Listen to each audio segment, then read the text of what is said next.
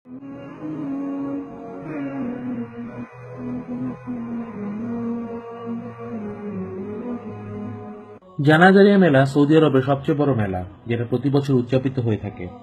এটা বিশ্বজুড়ে বিখ্যাত একটি মেলা। প্রতি বছরের মতন এইবারও মেলাটি অনেক বড় করে আয়োজিত হয়। কিন্তু এইবার প্রথমবারের মতন ব্যবস্থাপকেরা এমন একটি কাজ করে যা তাদের অনেক আগেই করে ফেলা উচিত ছিল। মসজিদুন নববীতে রাসূল সাল্লাল্লাহু আলাইহি ওয়াসাল্লামের কবরকে কেন্দ্র করে অনেক আগে থেকে মন গড়া কিস্সা কাহিনী প্রচলিত ছিল। কিন্তু সোশ্যাল মিডিয়া আসার পরে এই মন গড়া কিস্সা কাহিনীগুলোর প্রচার প্রসার আরো বেড়ে যায়। ইউটিউব, ফেসবুক ও অন্যান্য সোশ্যাল সাইটগুলোতে এমন কিছু ছবি ছড়িয়ে আছে যেখানে রাসূল সাল্লাল্লাহু আলাইহি ওয়াসাল্লামের কবরকে দেখানো হয়। কিছু ছবি এমনও আছে যেখানে 3টি কবর দেখানো হয়। তারা বলে যে এটা রাসূল সাল্লাল্লাহু আলাইহি ওয়াসাল্লামের কবরের ভিতরের কক্ষের ছবি। এই ছবিগুলোতে রাসূল সাল্লাল্লাহু আলাইহি ওয়াসাল্লাম, আবু বকর সিদ্দিক রাদিয়াল্লাহু আনহুম, ওমর রাদিয়াল্লাহু আনহুমের কবরকে দেখানো হয়েছে।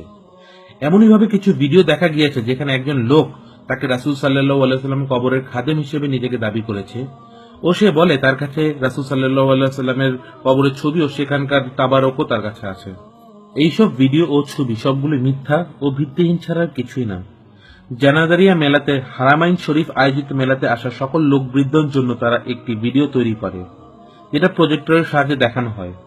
এই ভিডিও দেখানোর সময় তাদের একজন কর্তৃপক্ষ সেখানে অবস্থান করে ও রাসূল সাল্লাল্লাহু আলাইহি ওয়াসাল্লাম কবরের ভিতরের কক্ষের ব্যাপারে বর্ণনা করে। হারামাইন শরীফের প্রথমবারের মতন রাসূল সাল্লাল্লাহু আলাইহি ওয়াসাল্লামের কবরের ভিতরের কক্ষকে দেখায় ও এই ভিডিওটি ইউটিউবে আপলোড করা হয়। রাসূল সাল্লাল্লাহু আলাইহি ওয়াসাল্লামের কবরের দরজা, যেখান দিয়ে তার কবরের কক্ষে প্রবেশ করা হয়, এই দরজাটাকে বাব সাইয়েদায়ে ফাতেমা বলা হয়।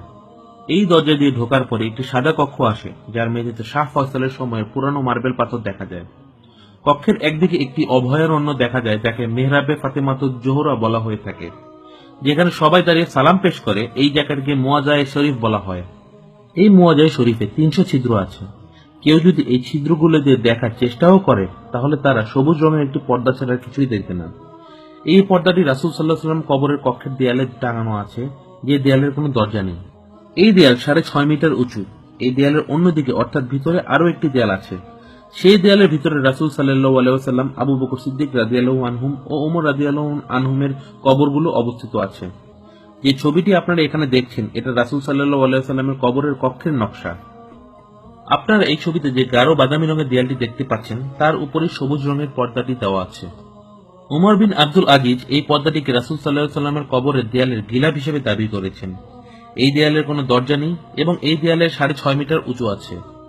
উমর বিন আব্দুল আজিজ ইন্তেকাল করেন 101 হিজরিতে। তার মানে এই দেয়াল 1336 সাল আগে তৈরি করা হয়েছিল। এই দেয়াল তৈরি করার পর থেকে আজ 1336 সাল পর্যন্ত কেউ কবরগুলোকে দেখার ভাগ্য করে উঠতে পারেনি।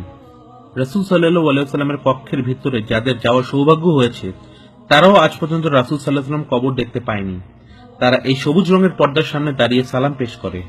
তো এ থেকে বোঝা যায় সোশ্যাল মিডিয়াগুলোতে যেসব ছবি ছড়িয়ে ছিটিয়ে আছে, এই সকল ছবি ভুয়া ও মিথ্যা, যার মাধ্যমে কিছু লোক সকল সাধারণ মুসলমানদেরকে ধোঁকা দিচ্ছে। আল্লাহ তাআলা আমাদের এই সকল ছবি ভিডিওগুলো থেকে যেসব ফিতনা তৈরি হচ্ছে তার থেকে রক্ষা করুক। আমিন।